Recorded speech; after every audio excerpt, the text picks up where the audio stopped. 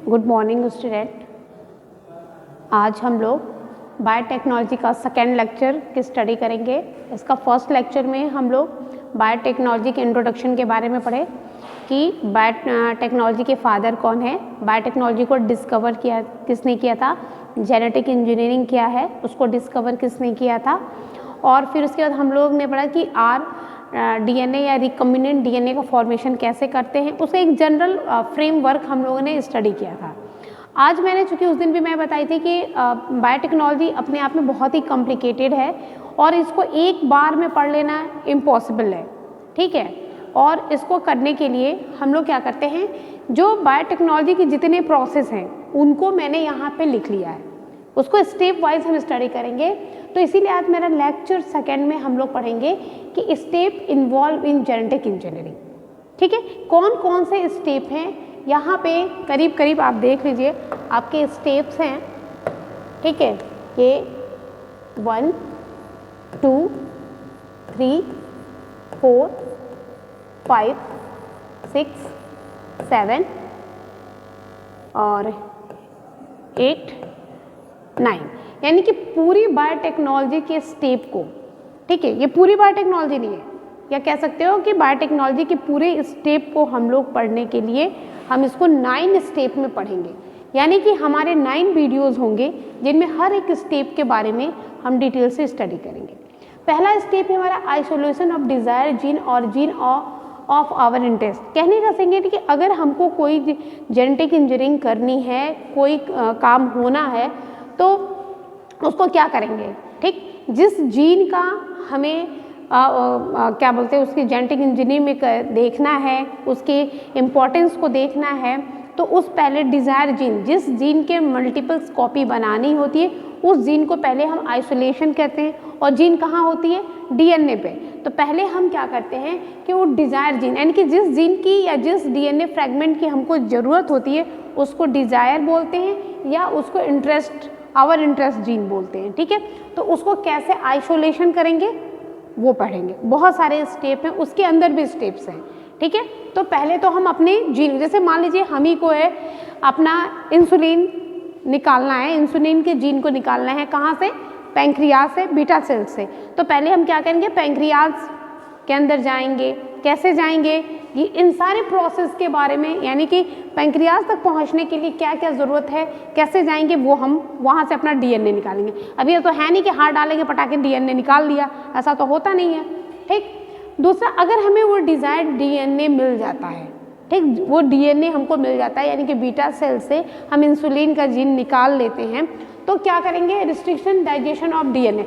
अब उस डीएनए को हम लोग क्या करेंगे, फ्रैगमेंट्स में उसको कट करेंगे, ठीक, उसको फ्रैगमेंट, क्योंकि अब उतना पूरा डीएनए हमने बताया था कि 2 मीटर का है, तो 2 मीटर की डीएनए को हम कहीं ले जाकर इंसर्ट तो करेंगे नहीं। जो हमारा पर्टिकुलर जीन है, यानी कि डीएनए का वो जीन क्या होता है कि डीएनए का वो फ्रैगमेंट जो फंक्शनल होता है उसको हम वहाँ से निकालते हैं और उसको किससे उसको कट करेंगे, तो एक रिस्ट्रिक्शन एंडोन्यूक्लियस होते हैं जो जिसको हम लोग जेनेटिक सीजर के नाम से जानते हैं, उससे डीएनए को क्या करते हैं, कट कर लेते हैं।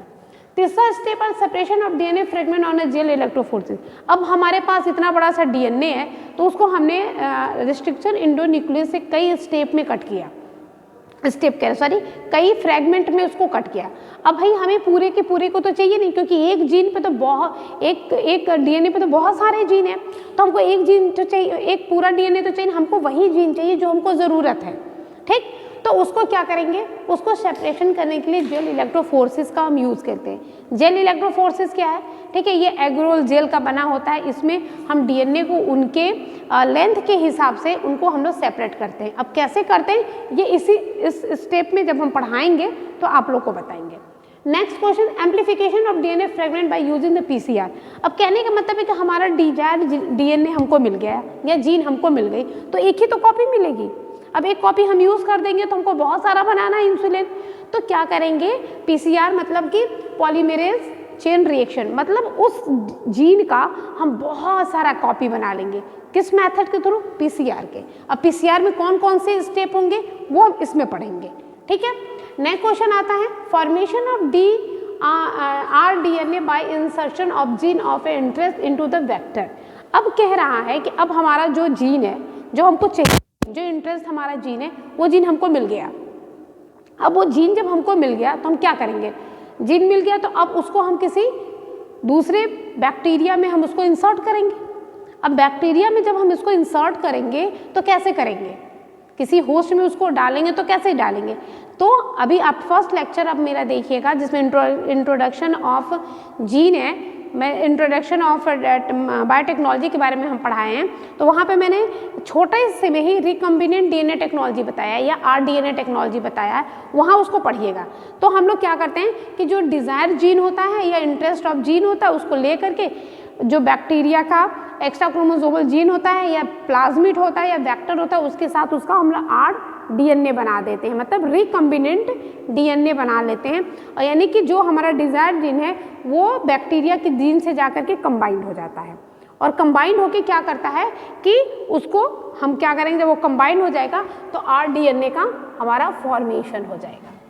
ठीक, जब आरडीएनए बन जाएगी यानी कि अब वो डीएनए हमारा तैयार है किसी होस्ट में करने के लिए। क्यों, क्योंकि यहाँ पे देखिए selection of recombinations and from the, देखिए एक और है कि यदि हम जब डीएनए के साथ उस बैक्टीरिया के एक्स्ट्रा क्रोमोसोमल के साथ हम जब मैचिंग कराते हैं या फ्यूज़न कराते हैं या उसमें इंसर्ट करते हैं तो इसमें ये भी हो सकता है कि भाई उसमें जा कर के डीएनए हमारा जो हमारा इंटरेस्ट ऑफ डीएनए वो जा कर के उसमें प्लाज्मिड में इंसर्ट हो जाए या प्लाज्मिड में ना इंसर्ट हो।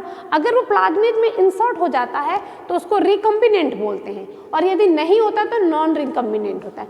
तो इसको देखने के लिए कि क्या वाकई में जो हमारा डिज़ायर जीन है वो प्लाज्मिड में या वेक्टर से जा करके आरडीएनए का फॉर्मेशन किया है कि नहीं किया, पता चला नहीं किया हो, भाई देखो ये हमारी आँख से तो दिखाई नहीं दे रहा है। हम लोगों को क्या होता है कि हम लोग उसको माइक्रोस्कोप से देखते हैं, तो यदि हुआ है या नहीं हुआ है, ठीक, उसको हम लोग जानते हैं सेलेक्टेबल मार्कर। एक सेलेक्टेबल मार्कर्स होते हैं, उनके द्वारा हम ये रिकॉग्नाइज कर लेते हैं कि उसमें जो हमारा डिज़ायर जीन है या डिज़ायर डीएनए है जो वो प्लाज्मिड में इंसर्ट हुआ है कि नहीं हुआ। अगर जो इंसर्ट नहीं होता है उसको हम लोग रिमूव कर देते हैं, जो इंसर्ट हो जाता है उनको निकाल लेते हैं और निकाल करके फिर हम लोग क्या करते हैं, होस्ट के अंदर उसको डाल देते हैं।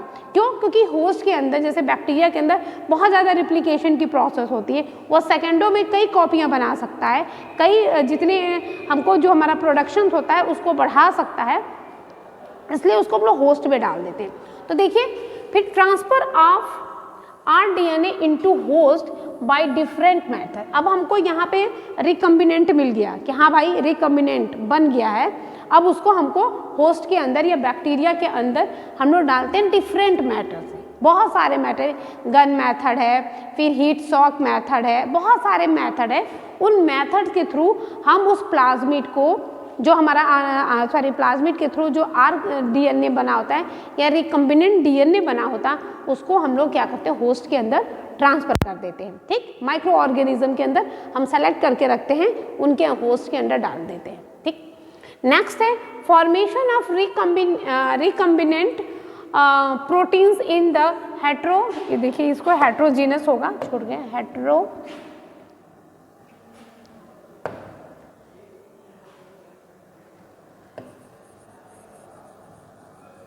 Heterologous host obtain foreign gene product. कह रहा है कि जो हमारा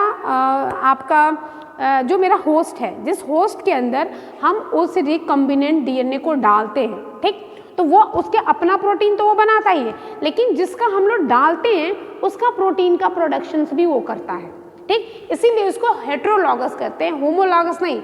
अपने लिए तो वो नहीं करता है, ठीक, अपना तो उसके पास है, लेकिन वो दूसरे का भी जो आता है, दूसरे होस्ट का भी जो आता है उसका भी वो बनाता है प्रोटीन, इसीलिए हेट्रोलॉगस होस्ट कहते हैं। और यहाँ से ऑब्टेन्ड फ्रोजन जीन प्रोडक्ट, और ये क्या करता है, फ्रोजन जीन प्रोडक्ट को क्या करता है, ये प्रोडक्शन करता है। जैसे मैंने इंसुलिन के लिए डाला, ठीक, तो वो जो इंसुलिन बनाएगा वो ह्यूमन बींग्स की बॉडी से हमने लिया है, उस जीन वो वाला जीन है, तो उस जीन से रिलेटेड वो वहाँ पे प्रोटीन का या जिस भी चीज़ की हमको प्रोडक्शन करना है हम उसकी प्रोडक्शन करते हैं।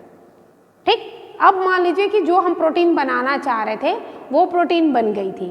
ठीक, अगर वो प्रोटीन हमारी बन गई तो अब क्या होगा, अब हमको लॉट ऑफ इंसुलिन मिल गया, बहुत सारा इंसुलिन मिल गया।